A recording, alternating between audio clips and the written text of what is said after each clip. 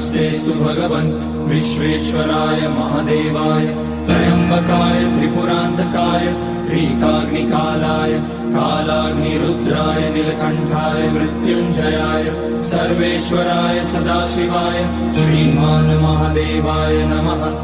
ॐ नमः शम्भवाय च मयोभवाय च नमः शङ्कराय च मयस्कराय च नमः शिवाय च शिवतराय च।